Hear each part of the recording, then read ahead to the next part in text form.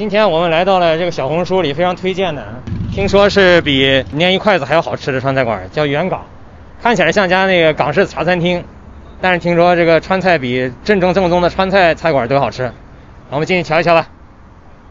事实证明，他家整体的装修风格确实就是港式茶餐厅。不过今天我们是来品菜的，不要被表象所迷惑了。很多人给我推荐这家元港，说是多伦多川菜的天花板。我们今天点了3道川菜，点了一道宫保鸡丁，点了一道夫妻肺片，还点了一道这个它的特色叫花甲恋上鸡，是一个比较原创的一个菜式。我们先尝一下这个宫保鸡丁吧。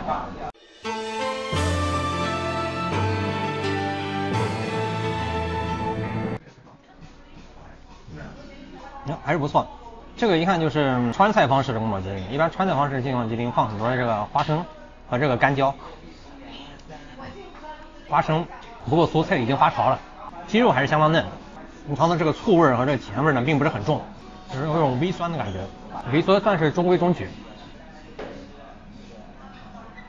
这个宫保鸡丁呢，是光绪年间四川总督丁宝桢呢宴请家客用的这个菜，据说是产于贵州，原成于贵州，然后传到山东，然后又回到成于四川的这道菜。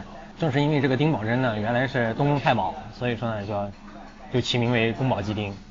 在山东的这个菜叫酱爆鸡丁，就比较咸一些，咸口一些，而且掺了很多的马蹄啊、笋丁啊，就是口感会不一样。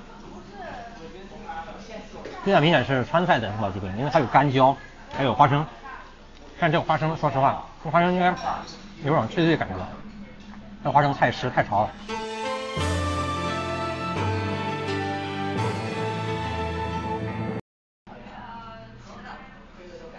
这个红油调的非常不行，它完全没有那个川流不息那家做的好，感觉像是这个超市那种普通的红油。夫妻肺片的关键呢，也就是这个红油调的怎么样，一定要有这个醋味、蒜味，还有这个红油的这个辣的香味一定要有，这个是明显没有的，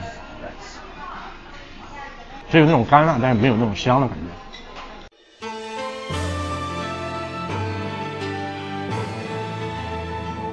网上很多人都推荐这个菜很好。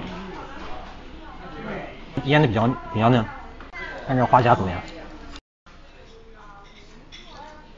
花甲还是比较鲜的，而且没有沙子，这点做不好。食客们都不喜欢点这个花甲，是因为这个沙子很难去除的干净，经常吃着就会硌到一块沙。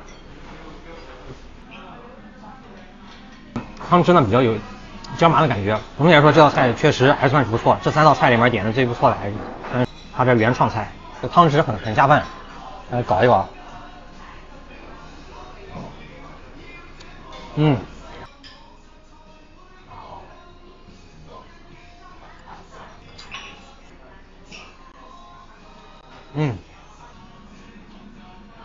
辣味和麻味组合的恰到好处。这家店总体辣度的话没有那个鲶鱼筷子的辣，但是风味的话还算是可以。只是这个夫妻肺片确实让人有点失望。说是川菜天花板的话有点过，但是菜的这个风味呢和感觉呢还是算不错的。本是川银强烈推荐大家，又是干饭的一天。就吃完了，一共呢花了将近60刀，算是小费了70块钱，性价比还是相当不错的。点评一下这个夫妻肺片呢，确实不行，这个是平均家常菜以下的水平，完全不如川流不息。宫保鸡丁呢，对我来说太甜了，可能外国人比较喜欢吃甜口吧，对我来说实在是太甜，并不怎么好吃。这个花甲恋上鸡确实不错，不愧为这个小红书上推荐的第一好吃的这个港元菜。如果大家还知道什么多伦多更好的餐馆的话，麻烦留言区里告诉我，谢谢。